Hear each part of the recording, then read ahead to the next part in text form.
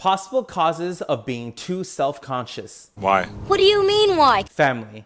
We are family.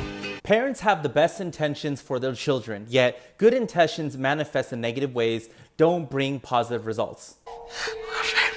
What type of parents can cause self-esteem and self-conscious issues? My dad, he put a knife on my mom, he attacked her. Overbearing. Do you have parents that are too overbearing? I said, leave me alone! Unpleasantly or arrogantly domineering. That's why it's so important that you gotta understand the story about the elephant and its chain, that when they're growing up young, they're easy to train a certain way. And for the brain, or for humans, it's easy to tell someone what's possible, what's not possible. I believe If you've been told your whole life something's not possible, that I believed.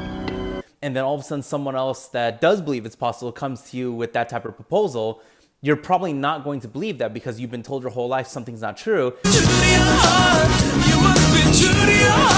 It's hard to believe it's true. If you've been told 1 + 1 is 2 your entire life, and then all of a sudden says 1 + 1 is 1, it's not going to be easy to digest that because you believe that there's proof that 1 + 1 = 2. That's the way it is. I understand the math. There's nothing you can say that's going to dissuade me from that. But there was another story that I was told from a mentor about this girl and her mother. Every Thanksgiving would prepare Thanksgiving dinner. The daughter goes up to the mom and says, "Mom, I had to ask you something. How come every year we cut off the drumsticks off the turkey?" And then the mom said, "You know what? I don't know why we actually do this. This is how grandma always taught me how to do the Thanksgiving dinner. We always put the stuffing in. We always did this, the marination. We did all this stuff.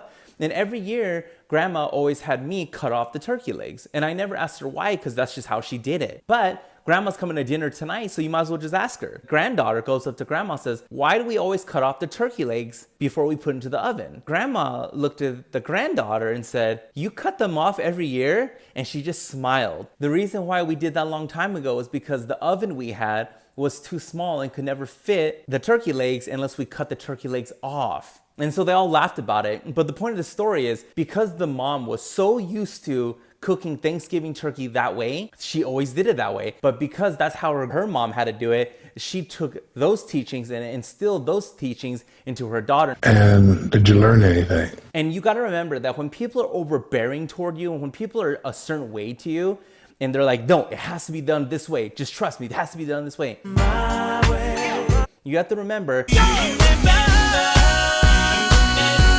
a lot of that comes from their thinking. Whatever you're thinking, we think it. They're so used to doing it a certain way that that's the only way they know how to do it. She likes it my way. So when you meet overbearing people, remember, one, many of the times you can't change the way people are. That's the way they are. Come on. I see no changes. Because they've been taught to do something or they've been taught to think something for such a long time. So number one, if you meet people who are overbearing, just let it be. That's just the way they are. Let it go, let it go.